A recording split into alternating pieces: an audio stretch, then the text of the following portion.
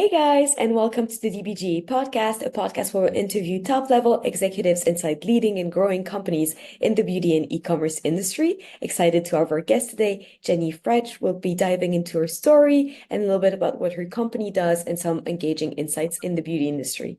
So I'll go ahead and kick it off to you, Jenny. Could you please introduce yourself and tell a quick snippet of your story and your background prior to working at Soapy Gnome? Sure. So I am a former science teacher. I taught elementary science, and then my last job was as a biology and environmental science teacher for high school. And then I worked at the University of Notre Dame for a couple of years as an education and outreach coordinator. And it was at that time that I decided to start my soap business. And so that was 2013. And that grew pretty quickly. And so I quit that job and dug in full time at the end of 2013 to doing my soap and body care business. So we primarily sell retail face to face in our store, but we do have a little bit of e-commerce and wholesale and private manufacturing for other folks as well. Okay, awesome. So now I want to know, how did you get into the beauty industry and what is about your job or industry that you're passionate about? Yeah, so I've always been a do-it-yourselfer. I've tried I think I'm more of an entrepreneur at heart than anything else. And this is the business that kind of took off for me. Well, it did take off for me. So that's where I am. But I love being in this industry. It's a very diverse industry. It's a very uh, like female entrepreneur heavy industry too, which is really fun. And I'm a part of the Handcrafted Soap and Cosmetic Guild. And it's just a lot of fun to get to network with other people in our industry as well. Yeah.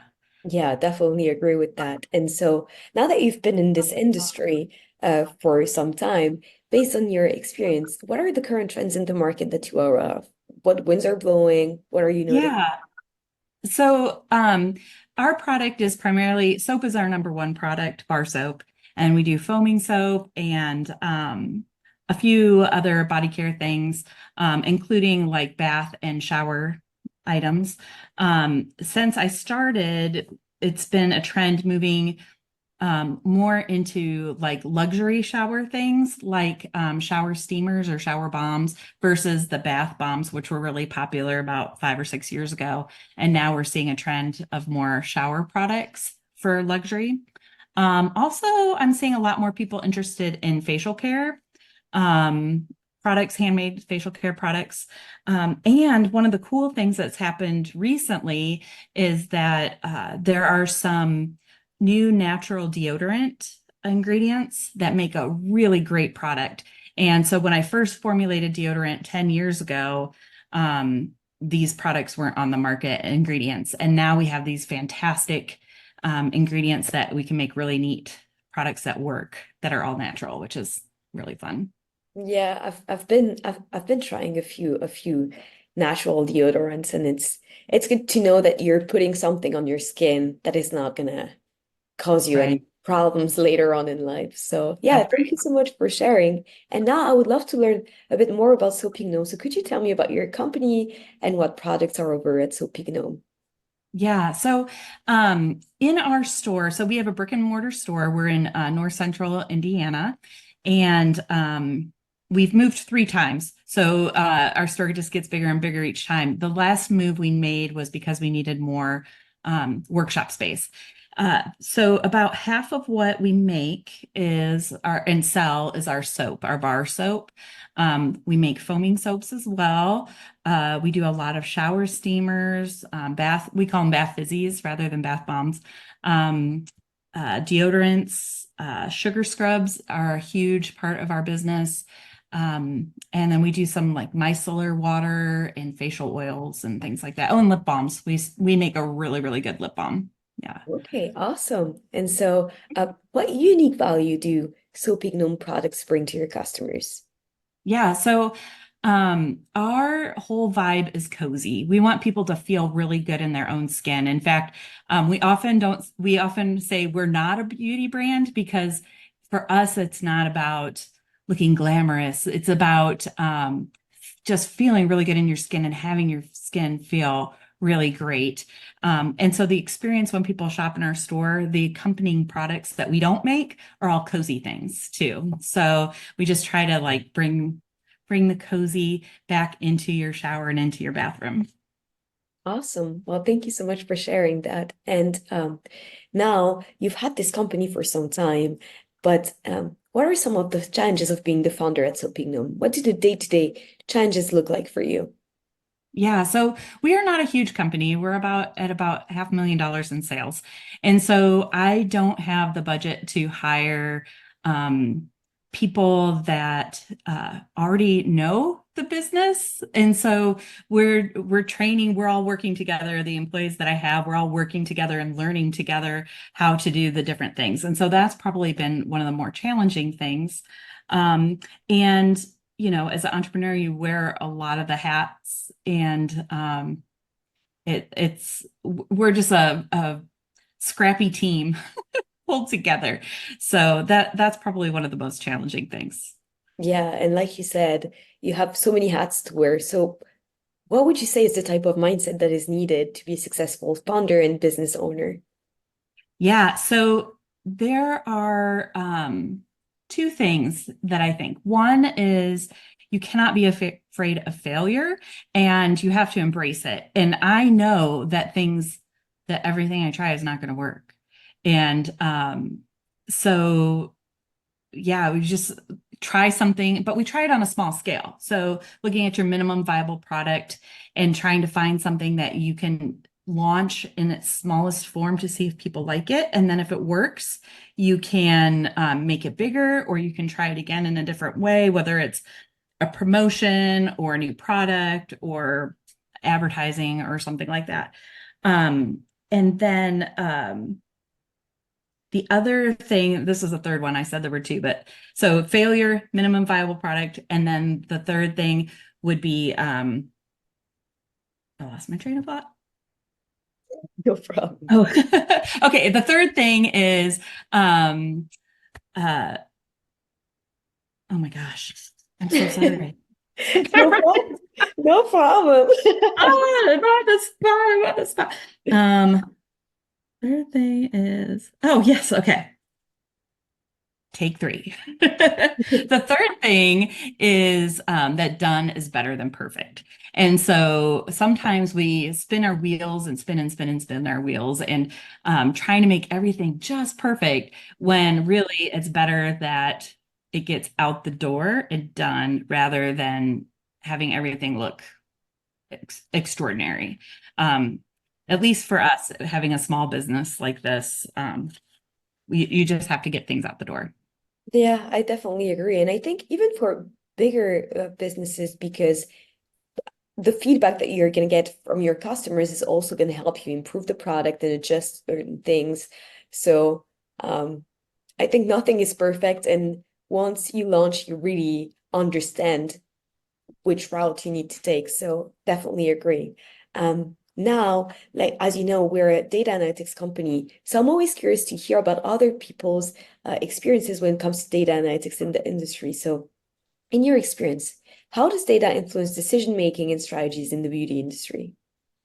Yeah, so I use a lot of data to figure out what to make and what's being successful and what's not. And I've hired a lot of people along the way to help me out with those things, business coaches and inventory coaches and things like that. But we use reporting in lots of different ways. So the number one thing that has saved me so much money in the type of business that we have, because we're brick and mortar, is inventory. So I hired an inventory coach, and they have retail orbit software that helps us look at our inventory and what's selling and look at the sell-through rates. It looks at like what I am overstocked in, what my markdowns have been, and it helps me figure out what opportunities there are and what things need to go on sale. So here's an example. Last year we were carrying just a little bit of hair care stuff, like hair clips and things like that.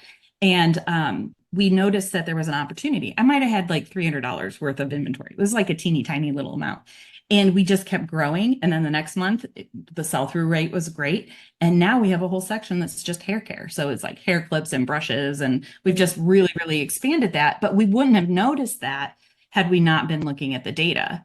So we use it for inventory. We use it to see how many days left are of the different products that we have. So every week we run a report, like how many days left do we have of lavender spearmint soap and how many do we have of this one. And through looking at the analytics, we can see, what the sell-through rate is, how much we have left, and then what we need to make. So that helps us. And it also helps us figure out what materials we need to order, and how our pricing is and things like that. So. Okay, awesome. And could you elaborate and share some insights on the role of data analytics in understanding consumer preferences and trends within your company? Yeah. So for us, a lot of it is just looking at the sales data and how quickly things are selling out. And what I did at the beginning is I didn't really look at my numbers. And so I would just go by my gut, like, oh, I feel like I sold so many of these things and these must be really great sellers. But then looking at the data, no, they're not selling. I just happened to be there the day that we sold two. So it felt like a lot were selling. And so without looking at the data, you can make a lot of expensive mistakes. So, Yeah, yeah. definitely, definitely. And now I want to ask you, what are the future projects for Soapy Gnome? What is your vision for the next 12 months? Yeah, so quarter 4 is our biggest quarter. We sell a lot of gifty items. And so about 30% of our business is November and December. And so we'll start, ramping up for Christmas. We have a subscription program, like a subscription box. And so we're always trying to grow that. And that's something I hope will be growing a lot in the next year. And then I'm really excited that we're going to be working, we're expanding a program. We work with young adults that have intellectual disabilities. And we are expanding a program with our local school to help give them some job training. And so really, really excited about growing that program and figuring out how that's going to work for the fall. Yeah, that's awesome. That's awesome. Very exciting projects coming then. And I have a last question. Sure. It's a loaded one, but Oh. I like to ask it because I think it's a good way to kind of wrap things up. What are some of the most important things you've learned in your career? Hmm. I think lifelong learning is definitely the most important thing to me. So I go to a lot of conferences. I read a lot of books or listen to them on audiobook. I've hired coaches along the way, hiring experts. You don't necessarily have to have somebody in your physical space working on your team. You can hire experts to come in and help you, which has been really beneficial. Like I said earlier, our team doesn't come in, they don't know the things we have to learn together. And so I have hired a lot of people along the way to help me figure things out, and look at data or look at my books or help me figure out how to do my website or whatever. So be a lifelong learner, hire the help when you need it, and uh, don't try to go by your gut. Like really just look at the data because yes, you should listen to your gut when you're making decisions, but if you look at the data first, the data will tell you what's really happening, and then you can make a better decision with your gut. Yeah, definitely. Definitely agree with that. And thank you for so much for sharing this. And I also very much agree with surrounding yourself with the right people that know what they're doing is 100% beneficial for doing business. So thank you so much for sharing. And thank you so much for coming on the podcast. Now, for the people that are listening or watching and that want to reach out to you, where can they find you? We are at soapygnome.com. That's SOAPYGNOME. Okay, awesome. I'll put that information in the description of the podcast. And thank you guys so much for watching. Don't forget to like and subscribe. And we hope you guys have a great rest of your day. Take care. Thank you.